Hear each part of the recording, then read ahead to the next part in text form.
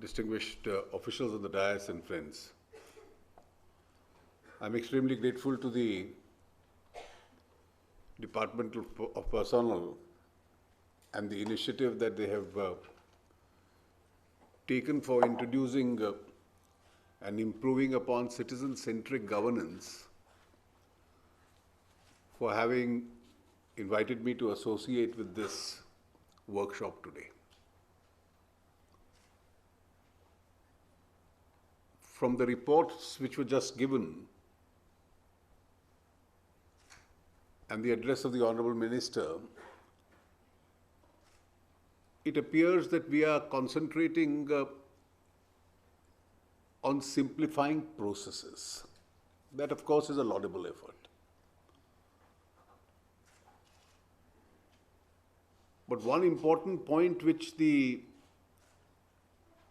Secretary in DIPP made was India needs a huge sea change.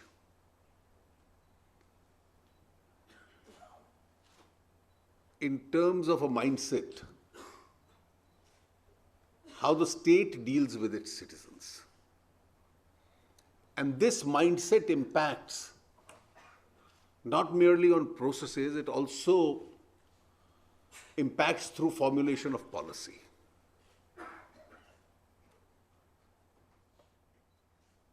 I've always wondered if we didn't have a government, what would happen? It'll always remain a vexed question whether we'll become anarchic or utopian. Because governments are necessary to enforce the rule of law, to make orderly conduct of life in a country.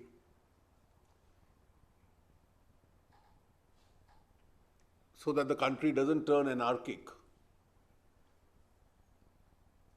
But at times, too much governance can also add misery to life.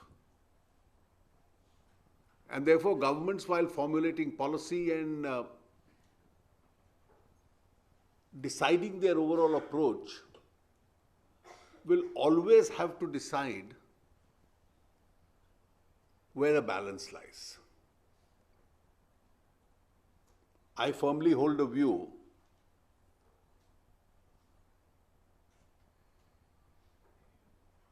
that when in power, there's always a desire to regulate. India has changed, and I must say, in all fairness, even civil service is changing.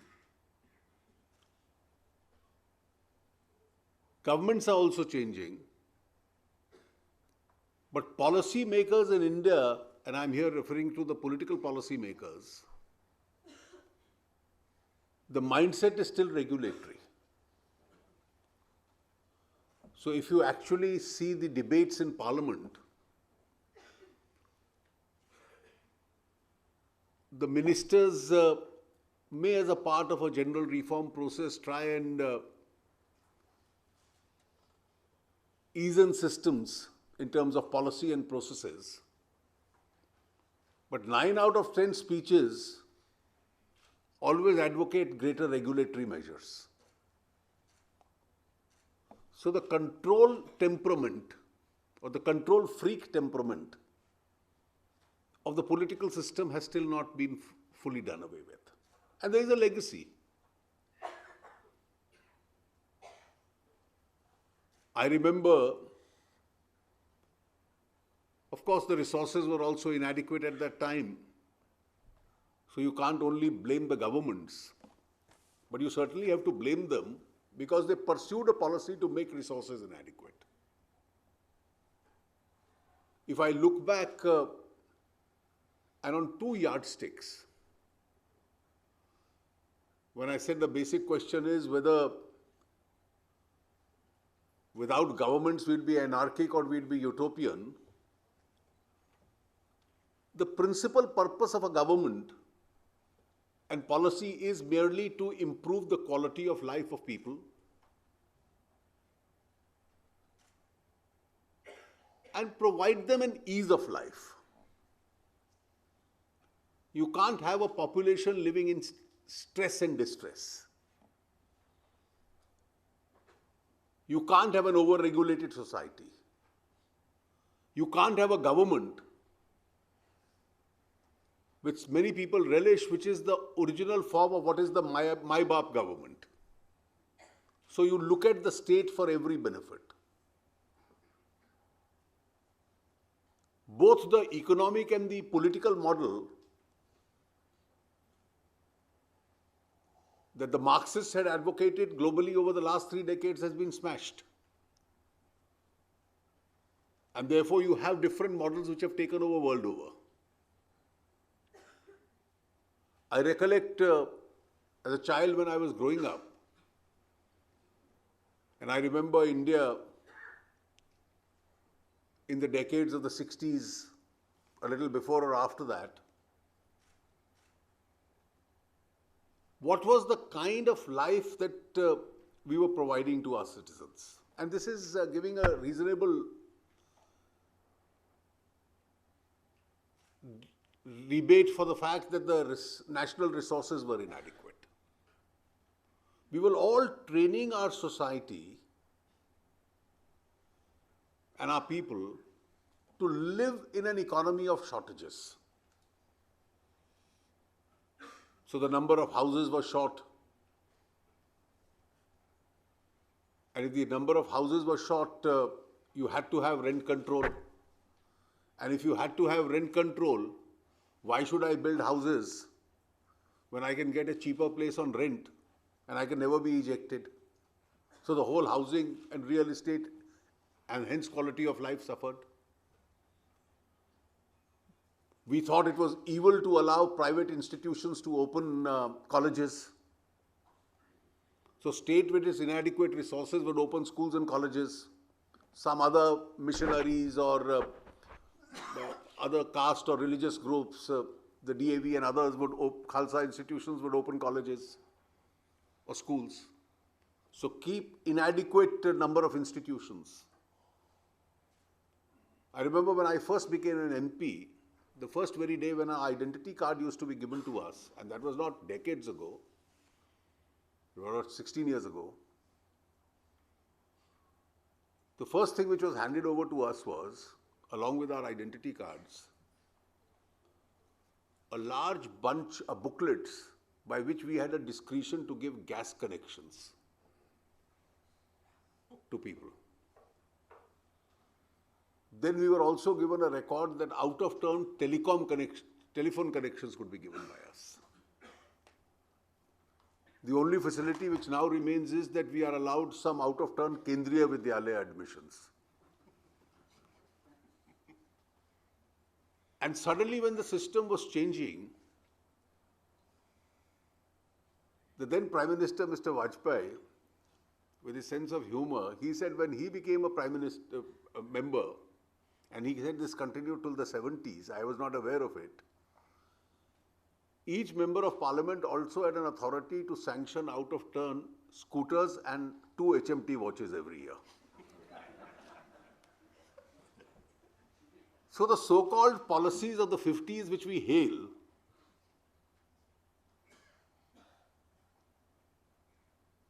was attuned to get people to adjust to shortages. So the amount of sugar you consume had to be regulated, the amount of wheat everybody got had to be regulated, the amount of kerosene people got had to be regulated, school fees had to be regulated. And we lived by regulation, and therefore with over-regulation there was no initiative for any form of growth. And I think these forms that you are talking about were a necessary byproduct of that process.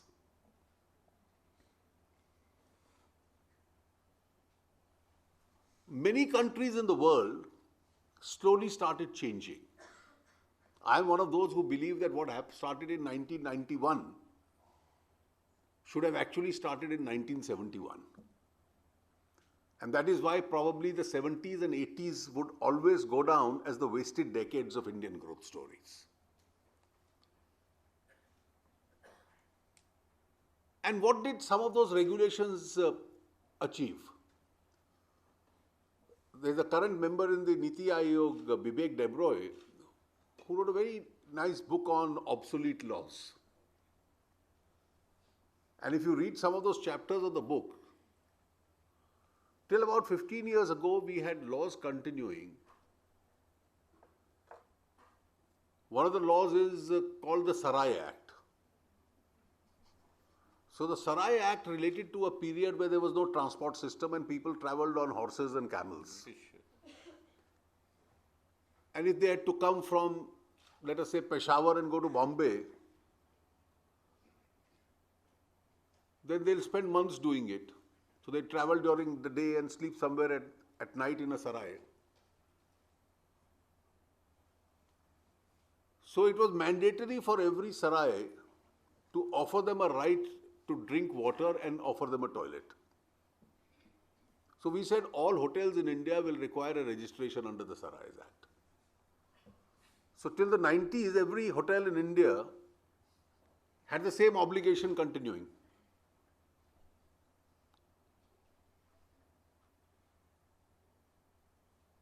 And the hotel which was most visited, because people used to go and see the gateway of India at Mumbai, so they would then determine that they had a right to enter the Taj Mahal Hotel and enforce their rights under the Sarai Act, till the hotel became unworkable. So the Taj Mahal Hotel management decided to create a toilet block next to the sea. There is still one. And then the other department of the government said, no, you can't do it because it violates the CRZ zone. So this is how we regulated the whole system. And I think a lot of changes started, particularly in the last 24, 25 years. And we must remember, as particularly those of you who are entering the service now, that reforms is a process or a system where there is no finishing line. It's a race which is never going to end. The needs of the system and society are going to discover something which has to change almost by the day. So what did the government in 91 do? The first thing they did was to dismantle the licensing requirements of law. Now, the licensing requirements of law came from the fact that even though industries is a state subject, there is a category of industries which used to be covered under the IDRA Act, which was so declared, where you required a central permission. So Amitabh's department was the most powerful department in the country till 1991, where people had to line up either to ask for a license to do business in India, or line up to make sure that the competitor doesn't get it. You know what was the result of this? The kind of suffering that act and this department had caused. You had a choice of 2 or 3 cars with obsolete technology and a 10-year waiting list. You had a choice of two-wheeler scooters with a 20-year waiting list.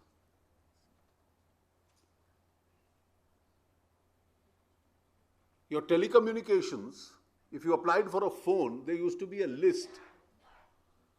Until the 1990s, the list used to be, we have cleared the waiting list as till 1962. So 20 years, 30 years to get a telephone. And I think dismantling the role of the state made us better off. It gave plurality of choice. It encouraged competition. It encouraged quality. It encouraged people to invest. And when the telecom services were opened up in 94, 95, the regulatory mindset, if you read the parliament debates of that time, China will listen to our conversations. So these were the kind of arguments which were used. And the best, easiest way to stop a reform is to say, well, national security doesn't permit it. But the result of the whole process was that post-91 India has gradually transformed from shortages to surpluses. Today we have an entirely different problem. So in terms of many commodities, the nature of our problems and challenges have changed. So we have surplus sugar, we have surplus wheat, we have surplus rice, we have surplus cotton, we have surplus in steel. So we have even surplus in power now. And we are still struggling because our secretaries here as deputy secretaries were trained how to manage shortages, and now as secretaries they have to be trained how to manage surpluses. And therefore prices of commodities are collapsing. And an alternative model will have to be found out. I think therefore when you speak in terms of citizen-centric governance, the first underlying rule is that every action must be aimed in providing a better quality of life and ease to the citizen. Wherever possible, the role of state should be minimized. And therefore, unless we are able to generate a whole system where from services to products, it must be intended to generate a surplus in the society. You have surplus in engineering seats, but you have inadequacy of medical seats. And therefore, if you are able to generate a surplus, your entire problems of high fees, high capitation fees, no rural doctors available in the rural areas, bulk of your problems automatically resolve themselves. So whether it is the social infrastructure or it's the physical infrastructure, the policy will have to be always so designed. Governmental monopolies must end.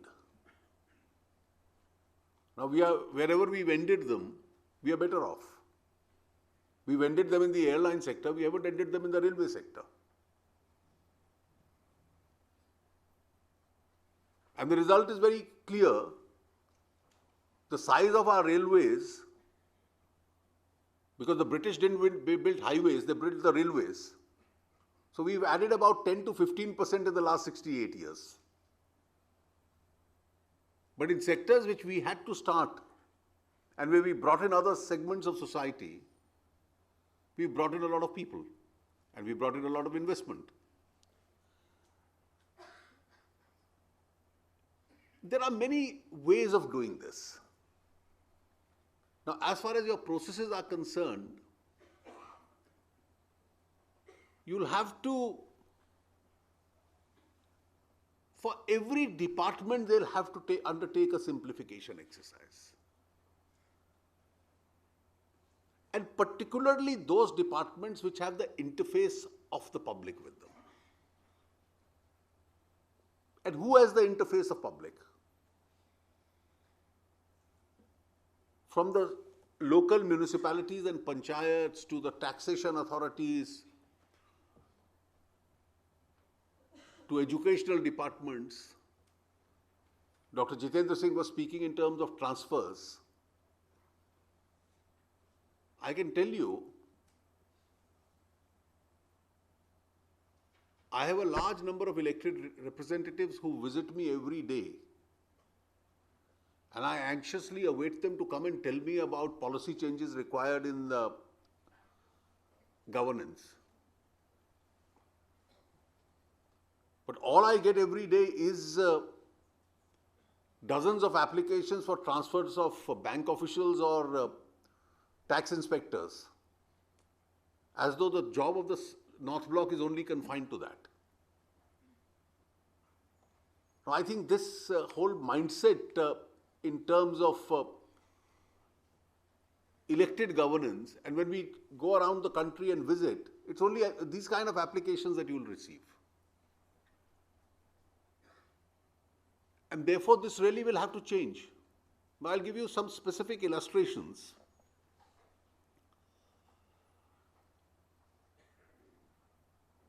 You have millions of people across the country getting state support subsidies.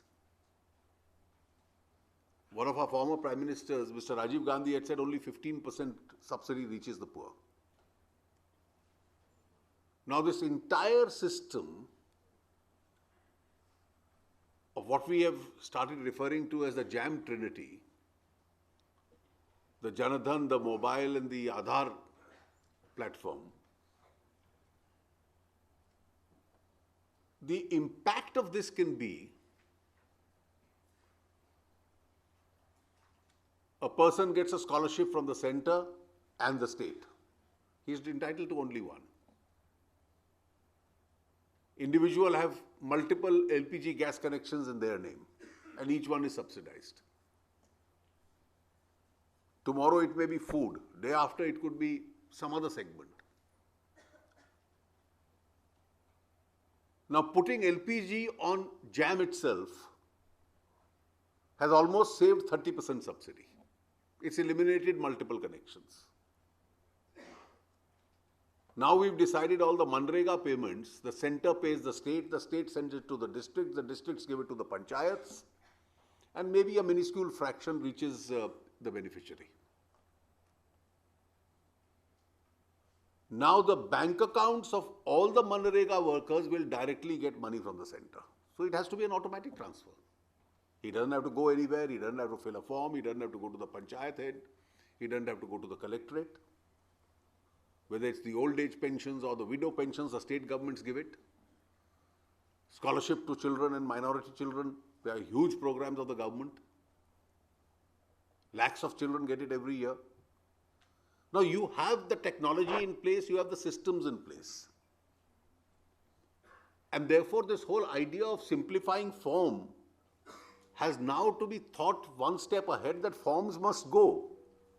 Because technology itself is going to make these forms redundant. I'll give you a simpler example. A department which has a very bad reputation, conventionally, and maybe for good reason, has been the income tax department.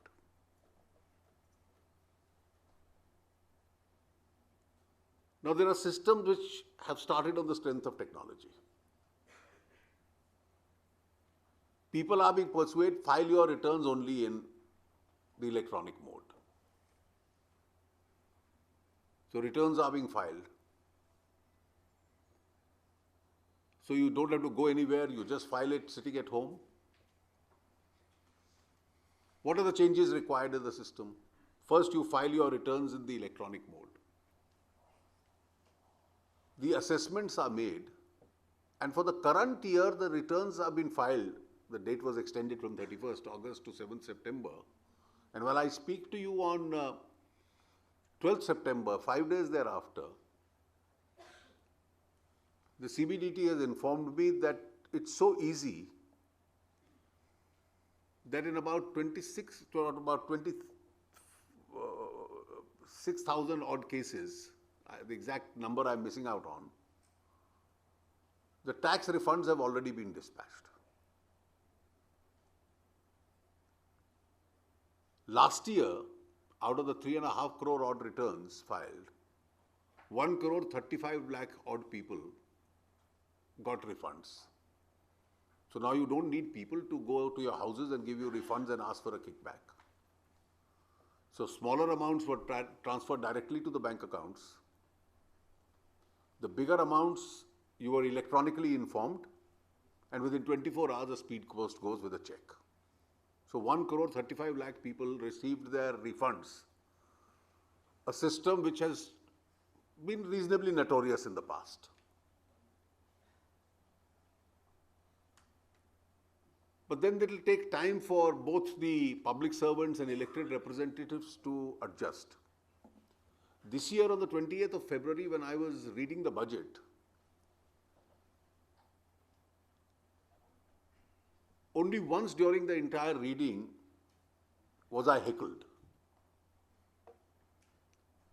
And that is where the entire regulatory mindset comes in.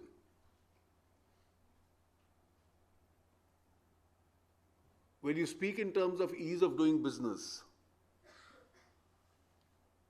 you have to provide to your investor a regime which is better than the regime that your neighbor has. Otherwise, he says, well, such and such country gives me these facilities.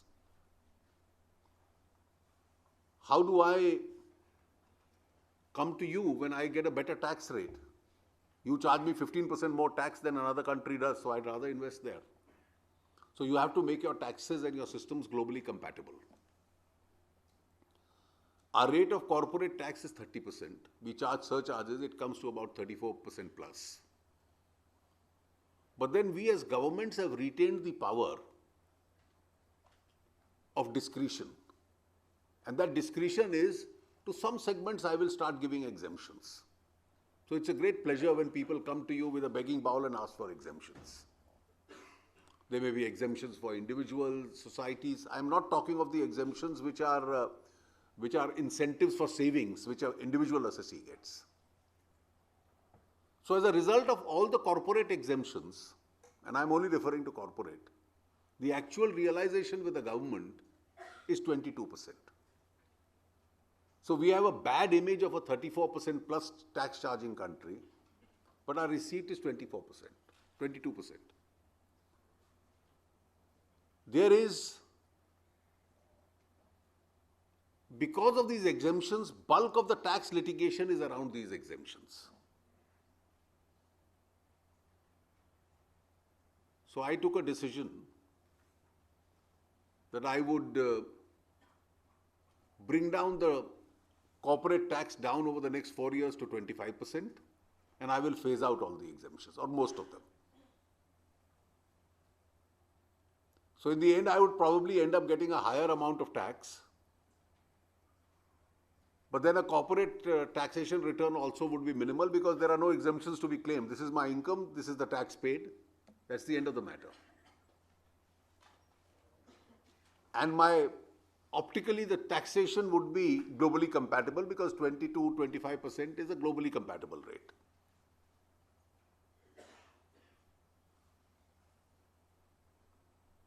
This was the only question on which I had to pause for a little while till the house became peaceful.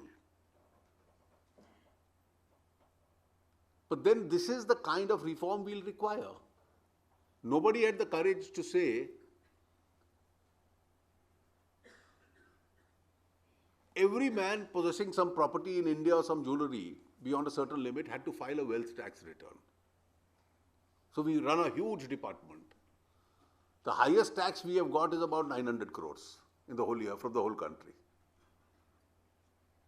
And it generated a huge amount of corruption. So last year I said wealth tax is abolished, the super rich will have to pay some 2% surcharge extra. So millions of returns have disappeared with effect from this year. Now this is a kind of a processes that we require. And why can't we not carry them on to other areas? Now, whole den of corruption is municipalities. And municipalities is the face of government. It's impossible in a usual manner to get a permission, in a simplified manner, to construct a house or a building. So from sanctioning of your plans, you go thereafter to the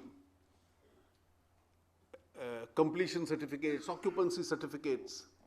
Engineers and inspectors come every day. The world is now moving to a situation where the qualified architects know what the municipal laws are. So an architect would certify your plan as being within the rules and you can start your construction.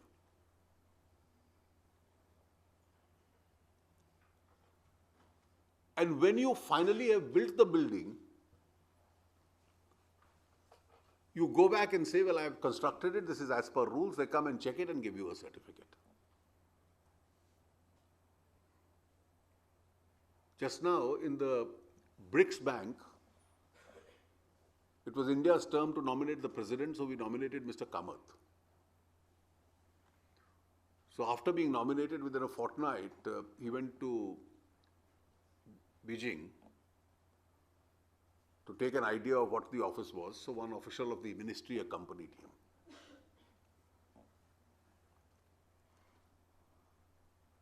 So the Chinese who were insisting that the headquarters be in China received him and said, we'd like to take you to your office.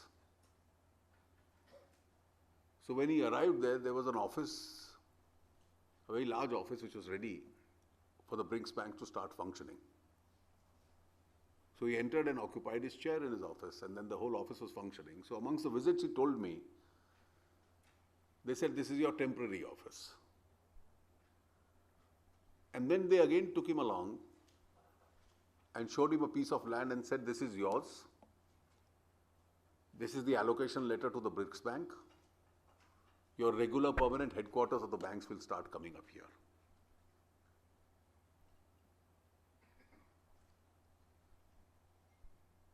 Now, what would we have done in India today if we had to give a headquarter to the BRICS Bank and we needed the land? And I'm using this opportunity to explain to you whether the industry that the Department of DIPP wants, which will give poor people jobs, or for rural roads, or for any other purpose,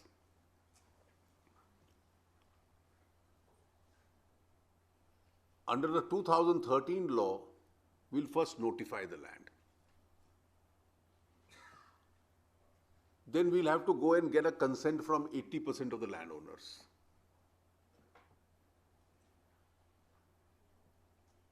Then you'll have a 52-month schedule for a social impact assessment.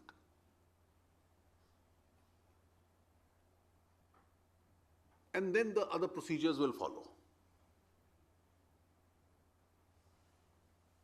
The BRICS would have said, well, we'd like to shift our headquarters to another country. And your investors would have said, I think Malaysia or Indonesia is a better option. The whole concept of ease of doing business is that between a decision to invest and the actual launch of the project, the time must be minimal. We in India have started using phrases that we lay down red carpets. But that red carpets are laid when we try and persuade people to invest. After we invest them, we did do what the government at that particular time, let us say, did to a project like POSCO.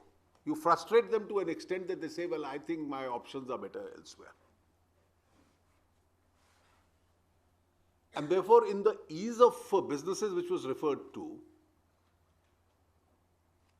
unless you are able to provide the infrastructure, the land, the facilities required, an adequate taxation regime,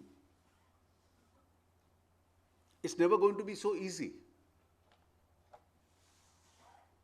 At the end of the day, between 6 to 8% growth and 8 to 10% growth, what is the difference? One difference is, of course, in a globally adverse circumstances, it becomes difficult. But that's an external factor. The external instability is a factor. But dehors that if we make some discounts for that and factor that in, domestically, quicker permissions. In trade decisions, it is expected and anticipated, and that's the global calculation,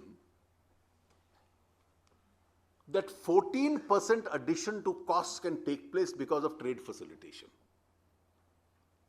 So between an exporter in another country and an exporter in India, from manufacturing till it departs from the seaport, the entire process of infrastructure and facilitation can add to costs by 14%. And if your product is going to be 14% costlier than the other man's product, then the hard reality is that consumers like buying cheaper products. They don't consciously buy costlier products. You're going to miss the bus. And therefore, in every process, whether it's economic or even if it is a process which is, as I said, relevant to local livings. I gave the example of municipalities or taxation. Let's take the example of courts. Courts in India have a broad approach where they would like to stricture governments for not complying with taking decisions expeditiously.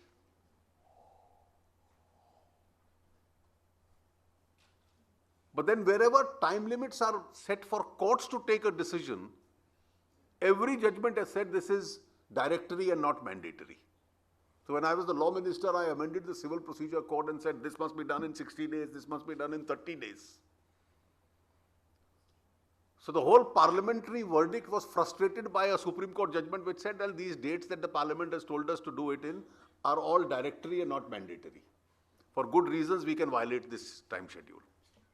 And that's why the result of this is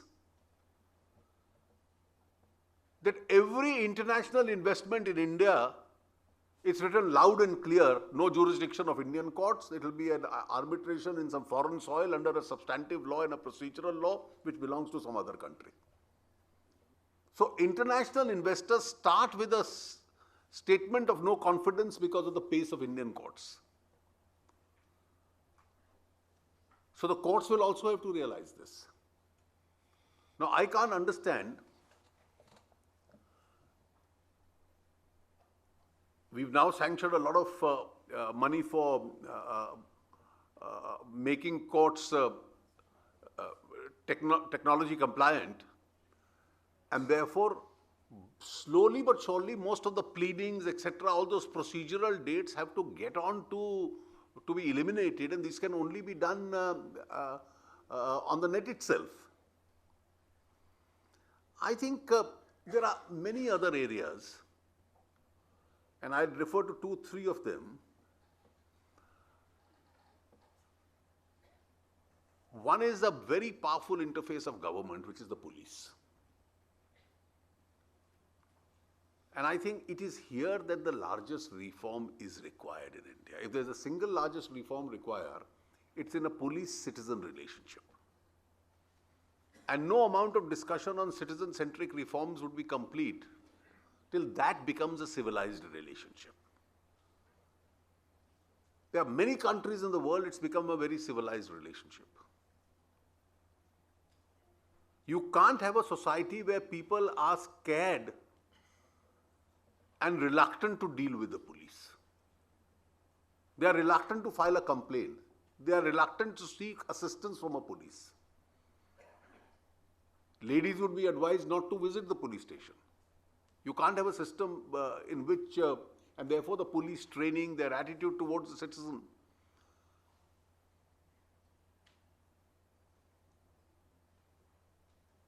The bobby in England is always considered a friend. If you lose your way and you were to ask him, he's your best friend who will tell you where to go and where not to go.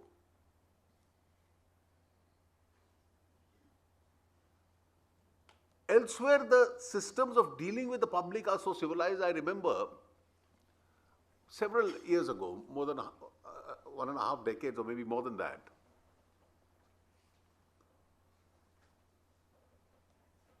with my family, I entered Switzerland through air. And at the airport, I decided to take, they have lovely trains, to buy ticket to go to the destination we were staying.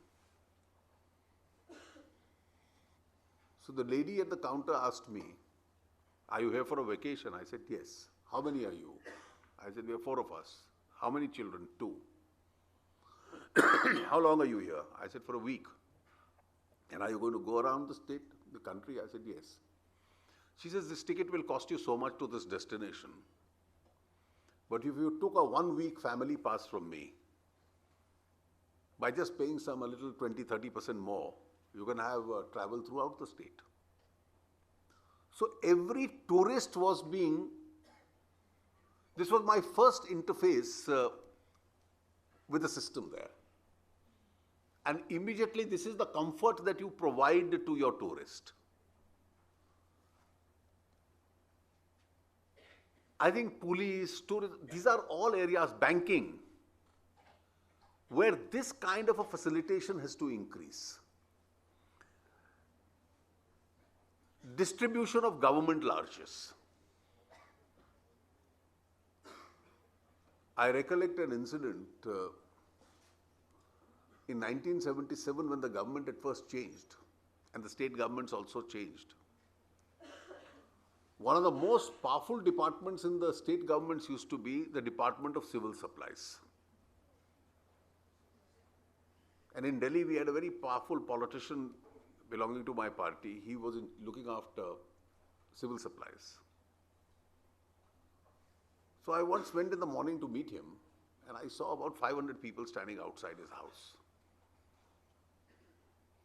And one by one, each one would come with a piece of paper and he would write something on it and put a circle. Now we were in an era of cement shortage. So you had to go to the minister for cement shortage. So I want to repair my house, I want to build my house, so I need 25 bags. He would say, all right, take 5. He would put a 5 and put a circle around it. So I said, why do you do this yourself? He said, can you see how many people I am obliging every day? That's the regime. Now, according to me, one of the most disastrous programs in India, which was at that time hailed as almost the 19th chapter of the Bhagavad Gita, was that infamous 20-point program of the emergency.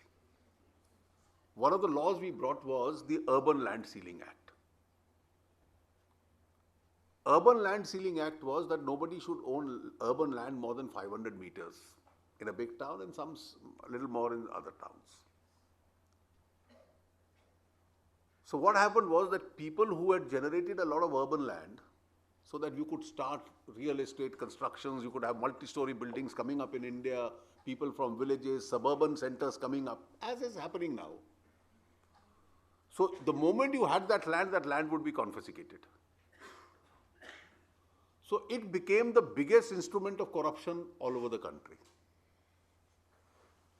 Then we put a provision in that act, it used to be called Section 20, that the minister in charge will have the power to give exemptions.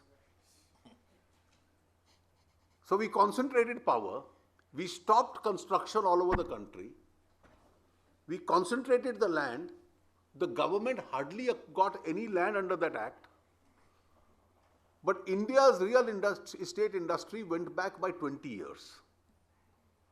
So what started in the 90s, this creation of suburban townships and urban townships coming up, should have actually started at that time. And everybody who came within the scope of that act, you had, I think you people must have just joined service around that time. So the ministers used to grant the Section 20 exemptions under that act. So nothing was done except putting India's urbanization back by 2 decades. That act only achieved one purpose. So finally, in the year about 2000, when Mr. Vajpayee became the Prime Minister, we decided to repeal it. But because it was a state act, there is a provision in the Constitution that on a state subject, the centre can legislate with the authority of 2 of the states, and then the other states can adopt it. So I am told some of the states till last year had still not fully withdrawn it. So each state had to pass a resolution withdrawing it. Fortunately, now I think most of the states have withdrawn that act. Now, these are areas where we have to make sure that both in policy and in practice, governance is not used for the purposes of being so intrusive, being so regulatory, making life so complicated that people keep running around the government. So that whole balancing act between how much should state regulate, how much does the state want to know, I think is a great balancing act. There is a process of withdrawal of the state from a large number of these areas which is on. And therefore, that is the whole concept of minimizing the interference of the state and allowing the citizenry to continue. Land records, I am not going to all those examples because you must have gone through them, is yet another example of this. But I am quite certain that if the Department of Personnel can initiate a changed ethos in India, we'll become a much happier place to live in for our citizens. Thank you.